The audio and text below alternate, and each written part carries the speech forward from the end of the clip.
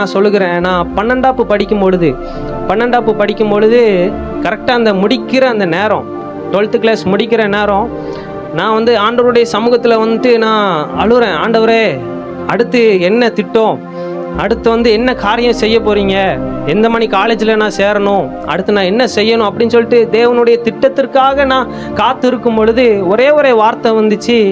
ஆமாம், நான் உனக்கு போதித்து நீ நடக்க வேண்டிய வழியை நான் உனக்கு காட்டுவேன், உண்மையில் என் கண்ணை வைத்து உனக்கு ஆலோசனை சொல்லுவேன் என்ற வார்த்தை வந்துச்சு. நானும் அதை பிடிச்சிட்டு நல்லா ஜெபம் பண்ண ஆரம்பித்தேன், போராட ஆரம்பித்தேன்.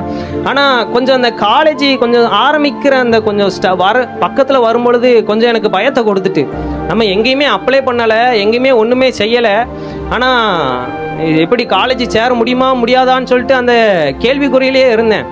நான் அப்புறம் ஆண்டவருடைய திட்டத்தை நான் எதிர்பார்க்காம நான் பாட்டுக்கு நானே போய் கம்ப்யூட்டர் சென்டரில் போய் நான் போய் அப்ளை பண்ணிட்டேன். கடைசியில் வந்தது என்னென்னா, அந்த கம்ப்யூட்டர் சென்டரில் யாரெல்லாம் போட்டாங்களோ அத்தனை பேருக்கும் அங்கே சீட்டு கிடைக்கல. காரணம் என்னென்னா, அந்த அக்கா எங்களை வச்சு பழகியிருக்காங்க, எப்படி அப்ளை பண்ணணும்னு சொல்லிட்டு எங்களை வச்சு பழகியிருக்காங்க அந்த கம்ப்யூட்டர் சென்டர் அக்கா. ஆமாம், அப்புறம் காலேஜுக்கு போய் பார்த்தோம் ரெகுலர் சீட்டு கிடைக்குமா அப்படின்னு. ரெகுலர் சீட்டும் கிடைக்கல, அங்கே எல்லாம் முடிஞ்சிருச்சுன்னாங்க. சரி, எஸ்எஃப்லேயாச்சும் கிடைக்குமான்னு பார்த்துட்டு அங்கே போனால் அங்கேயும் சீட்டு எல்லாம் முடிஞ்சிருச்சு. அப்புறம் எப்படியோ ஸ்போர்ட்ஸ் கோட்டாவில் அப்படி அந்த வழியாக அப்படி போய் எப்படியோ உள்ளே ஜாயின் பண்ணியாச்சு. ஆனால் இதனுடைய விளைவுகள் என்னென்னா, நான் என்னுடைய மாம்சத்தின் சொல்லை கேட்டு என்னுடைய தீர்மானத்தின் வழியாக என்னுடைய நினைவுகளின் வழியாக நான் சேர்ந்தது நிமித்தம். ஆனால் கர்த்தர் எத்தனையோ நேரம் தடை செய்தார். எங்கள் அம்மா எத்தனையோ நேரம் சொன்னாங்க, காலேஜில் அந்த பிரின்சிபல் ரூம் வாசலில் நிற்கும் போதே சொன்னாங்க, கர்த்தர் இது தடை பண்ணுறாரு, இது கர்த்தருடைய திட்டம் இல்லை, இது கர்த்தருடைய திட்டம் இல்லை, நீ இந்த காலேஜில் சேர நிறைய தடவை சொன்னாங்க. நம்ம எங்கே கேட்குறது? என் ஃப்ரெண்டு எல்லாருமே அங்கே படிக்கிறான், நானும் அங்கே படிக்கணும், அந்த ஆசையோடு நானும் போய் நின்றுட்டேன். எப்படியோ ஜாயின் பண்ணியாச்சு. அதனுடைய விளைவுகள் என்ன தெரியுமா? நம்ம தெரிந்தெடுக்கிற பாதைகள் எப்படிப்பட்ட விளைவுகள் தெரியுமா? இப்போ நான் காலேஜுக்கு நான் தொடர்ந்து போகலனாலும் பிரச்சனை, தொடர்ந்து போனாலும் பிரச்சனை எனக்கு. இப்போ ஆமாம், நான் தொடர்ந்து போனாலும் ஏதாவது ஒரு பிரச்சனை என்னை தேடி வருது, நான் போகலைனாலும் பிரச்சனை என்னை தேடி வருது.